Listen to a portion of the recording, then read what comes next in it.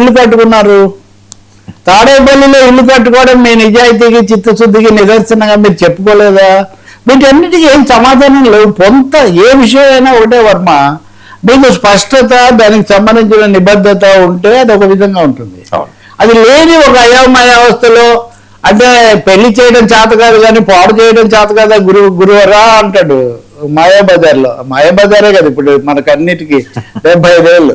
ఈ రాజకీయ మాయాబజార్లో రాజధానిని ఆపడమో అడ్డుకోవడమో లేకపోతే ప్రతిష్టంభనలో పెట్టడం ఆయనకు సాధ్యమైంది, కానీ ఒక ప్రత్యామ్నాయ ఆలోచన ఇప్పటికి కూడా చేయలేదు 2 ఏళ్ల తర్వాత. కాబట్టి ఈ విషయంలో ఆయనకేమీ నిష్కృతి ఉండదు. దాని మిగతా విషయాలు ఎలా ఉన్నా కానీ మీరు అన్నట్టుగా దాని ఎఫెక్ట్ రాష్ట్రం అంతటి మీద కూడా ఉంటుంది ఖచ్చితంగా. అయితే నేను ఈ పథకంలో కూడా ఖచ్చితంగా వాళ్ళు 217 కిలోమీటర్లు అని చెప్పు ఉండాల్సింది, కేంద్రాన్ని నిధులు అడిగి ఉండాల్సింది.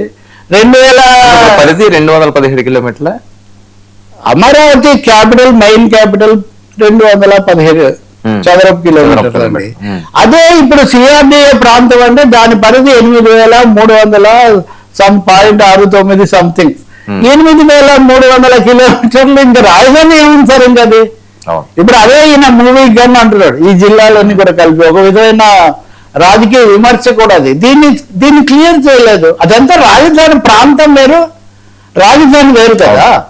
ఇప్పుడు హైదరాబాద్ రాజధాని అంటారు. హైదరాబాద్ రాజధాని అంటే మనం పాత బస్తీ, కొత్త బస్తీ, లేదా మహా అయితే సైబర్ సిటీ. సైబర్ సిటీని కూడా రాజధానిగా ఏమీ పరిగణించారు. రాజధాని ఎక్కడ అంటే సెక్రటేరియట్, లకడీ కాబోలు ఆ ప్రాంతం అనుకుంటారు. ఈవెన్ కలెక్టరేట్ కూడా అక్కడే ఉంటుంది. సో అంతేగాని మీరు 8,000 కిలోమీటర్లు రాజధాని. సార్ ఇప్పుడు ఈ చట్టబద్ధత చేసినప్పుడు దీనికంటూ బౌండరీస్ ఉండవా పక్కాగా ఇది అని?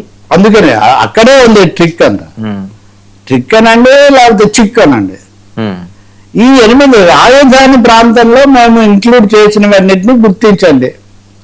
మీరు రాజధాని ప్రాంతంలో గుర్తించిందంతా రాజధాని, ఆ స్పెసిఫికేషన్ అందులో లేదు కదా. ఓకే. సో ఈ రాజధాని ప్రాపర్ లేకపోతే సెంట్రల్ పాయింట్ అని చెప్తే అది వేరే విషయం. అలా చెప్పలేదు ఇక్కడ. వీళ్ళు ఒక విధంగా దీని మీద రియల్ ఎస్టేట్ ఇప్పుడు మనం చూస్తున్నాం కదా, అది జరుగుతుంది. నేను బిల్లును ఏమనాలి, లోక్సభ నేనేమో అంటలేదు, కానీ దీని పర్యవసానంగా మటుకు ఎవరికి వాళ్ళు ఇది రాజధాని ప్రాంతం అని చెప్తారు. అవును. ఇది బాపట్ల, ఎన్టీఆర్, పల్నాడు, ఏలూరు,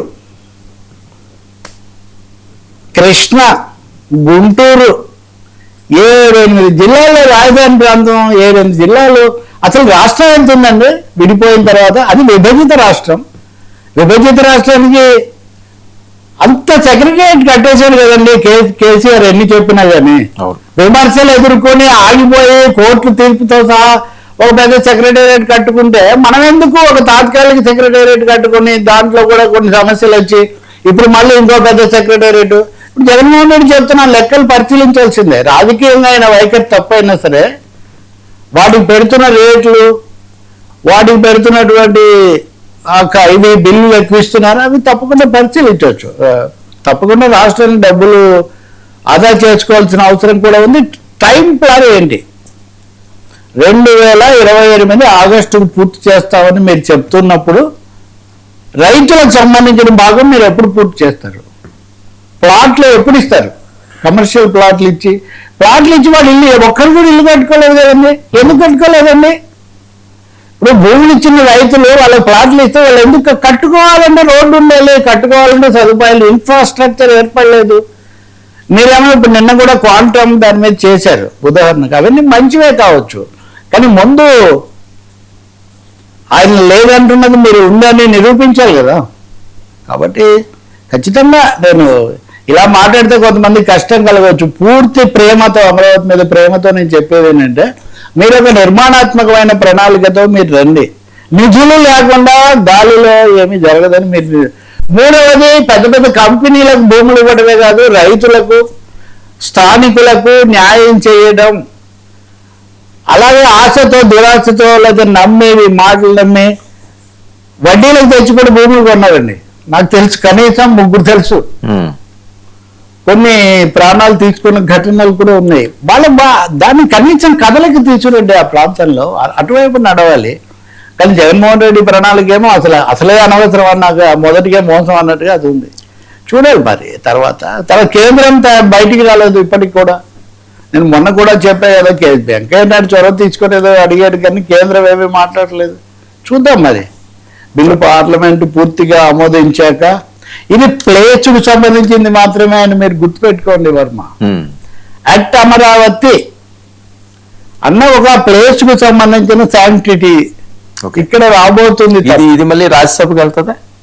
రాజ్యసభకు వెళ్ళాలి. మరి రాజ్యసభలో మెజారిటీ లేకపోతే అక్కడ ఏమన్నా ఎవరు వ్యతిరేకించట్లేదు కదా, కాంగ్రెస్ కూడా తప్ప దీన్ని ఎవరు వ్యతిరేకించట్లేదు కదా.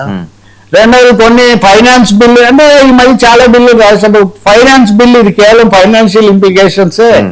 కాశ్మీర్ బిల్లు కూడా ఫైనాన్స్ బిల్ అన్నారు వీళ్ళు.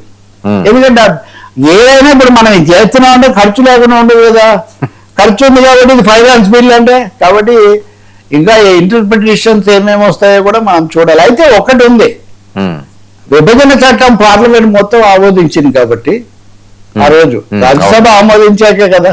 కాబట్టి ఇది కూడా తప్పకుండా మళ్ళీ పార్లమెంట్ దాన్ని సవరించడానికి కూడా పార్లమెంట్ ఉభయ సభలు దాన్ని చేయటం అనేది తప్పనిసరి అవుతుంది, జరుగుతుంది. ఇంకా అదేమి ఇక్కడి దాకా వచ్చాక అదేమి ఆగదు. వైసీపీ ఐసోలేట్ అయిపోతుంది ఈ విషయంలో, ఐసోలేట్ అయిపోతుంది. స్వయం కల్పిత గజిబిజిలో తను చిక్కుకుపోతుంది. సో అది జరుగుతుంది. కనీసం ఇతర ప్రాంతాల్లో కూడా మీరు అన్నట్టు మూలపాడు అక్కడ మాట్లాడారు. ఇప్పుడు హఠాత్తుగా వాడు ఎందుకు మాట్లాడారు? నేను ఒక విచిత్రమైన చర్చ చూసాను మన ఒక ఛానల్లో. అసలు ఈ జగన్మోహన్ రెడ్డి మీద ఉత్తరాంధ్ర నుంచి కుట్ర జరుగుతుంది. ధర్మాన్ ప్రసాదరావు, బొత్స వీళ్ళందరూ ఇలా ఎందుకు మాట్లాడుతున్నారు? ఇది ఇంటర్నల్ కాన్స్పిరసీ, అంతర్గత కుట్ర జరుగుతుందని. అంతర్గత కుట్ర గురించి బాహ్యంగా కొంతమంది కనిపెట్టి మాట్లాడుతున్నారు. బట్ ఎనీవే వైసీపీలో అయితే ఒక మథనం ఏంటి, మన విధానం ఏంటి, ఎక్కడ వివిధ ప్రాంతాల్లో విశ్వాసం పొందే వైపు ఏం చేయాలి, ప్లాన్ బి మీకు చెప్పండి అని కూడా అడుగుతారు. ఇప్పుడు ప్లాన్ బినో ప్లాన్ జేనో ఏంటి రాజధానికి సంబంధించి అది చెప్పాల్సి వస్తుంది. సో కోరి కొని తెచ్చుకున్నది ఇది. అసలు ఈ సమస్య మొత్తం కొని తెచ్చుకున్నదే. మిమ్మల్ని ఎన్నుకొని చక్కగా అన్ని 219 అన్ని స్థానాలు ఇస్తే మీరు చక్కగా అక్కడ 151 స్థానాలు ఇస్తే కూర్చొని చిన్న రాజధాని కట్టుకొని, మీరు అన్నట్టు పెద్ద రాజధాని చిన్న రాజధాని కట్టుకొని చిన్న రాజులాగా ఉండగలిగిన అవకాశం మీకు ఉండింది. మీరు ప్రతిదాన్ని అలా వదులుకొని ఇప్పుడు కూడా అదే కొనసాగిస్తున్నారు. అది సమస్య. కనీసం దెబ్బతిన్న తర్వాత కూడా తల తిరిగితే కానీ తత్వం బోధపడదంటారు కదా, ఇప్పుడు ఆ తర్వాత కూడా తత్వం బోధపడట్లేదు. అది ఇక్కడ విచిత్రమైన పరిస్థితి. ఆయన ఏమంటుంది, మనకు బోధపడట్లేదు, ఎందుకు ఇన్ని రకాలుగా తిప్పి మాట్లాడుతున్నారని. చూద్దాం, వాళ్ళు ఆలోచిస్తారేమో. అంటే వెనక్కు తగ్గకూడదు అనే ఒక ప్రతిష్ట కోసం ఒక పాపులర్లాగా ఈ విషయంలో మటుకు అది చాలా స్పష్టం. అంటే జగన్మోహన్ రెడ్డి గారు ఏదైనా పట్టుకున్నారంటే ఇంకా చాలా ముందుగానే వెళ్తారు, ఇంకా దాని మీద ఎంత దూరమైనా వెళ్తారని. ఎందుకంటే మొదటి నుంచి కూడా ఆయన వైఖరి అదే కదండి. కాంగ్రెస్ తో పోరాటం చేసినప్పుడు అవనియండి, లేకపోతే జనాల్లో వెళ్ళడం అవనియండి మొండిగాని. సార్ ఇప్పుడు ఎవరైనా అంటే జగన్మోహన్ రెడ్డి అయినా ఇంకొకరైనా కానీ, లేదా ఎన్టీఆర్ ఉదాహరణ చెప్తాను మీకు. ఎన్టీఆర్ నాదెండ్ల భాస్కరరావు వెన్నుపోటు పొడిచాడు. నేను అప్పుడు మేము 4 రోజులు ప్రత్యేక సంచికేసాము, రోజు హెడ్డింగ్స్ పెట్టేవని. అప్పుడు అవన్నీ కూడా నాకు ఇప్పుడు గుర్తున్నాయి. జనము వెళ్ళు అలాగే వచ్చారు. ఎన్టీ రామారావు గారి స్థానంలో చంద్రబాబు నాయుడు గారు వచ్చారు.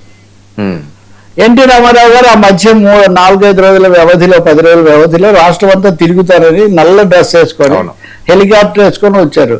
అదే పీడబ్ల్యూడి గ్రౌండ్స్ స్వరాజ్య మైదానం వెల పోయింది, ఎవరు రాలేదు. సార్ మీరు ఎలా ఉంటుందంటే మీరు చరిత్రకు సరైన దిశలో మీరుంటే చరిత్ర మిమ్మల్ని తీర్చిపోతుంది. It will play positive role, driving force లాగా పనిచేస్తుంది. If you go against it అంటే రాంగ్ గా, మీరు మంచి కాజ్ కోసం ఎదురువచ్చు కానీ కాజ్ కూడా చాలా అయోమయంగా ఉండి మీరు వెళ్తే ఇది చేస్తుంది అంతే. సో రాజధాని అటువంటి ఒక కేసు, ఖచ్చితంగా రాజధాని అటువంటి ఒక కేసు, దాని నుంచి నేర్చుకోవాలి, ఒక వాస్తవికమైన మధ్యవాద పరిష్కారం చేస్తుంది. ఒకటే చెప్తున్నా, సరే అండి అప్పుడు ఏదో అయిపోయింది, ఇప్పుడు పార్లమెంట్ చేసింది కదా, జరగనేంటి, మేము ఎప్పుడు వ్యతిరేకించలేదు. ఈ అవినీతి పద్ధతులను మేము వ్యతిరేకిస్తున్నాం, నేను ముఖ్యమంత్రి చేశా కాబట్టి అదే వివరాలు ఉన్నాయి, మీరు చెప్పండి. సింపుల్. మేము ఎప్పుడు వ్యతిరేకించలేదు, మేము శాసన రాజధాని అన్నాము, హైకోర్టు కూడా ఇక్కడ పెట్టాము.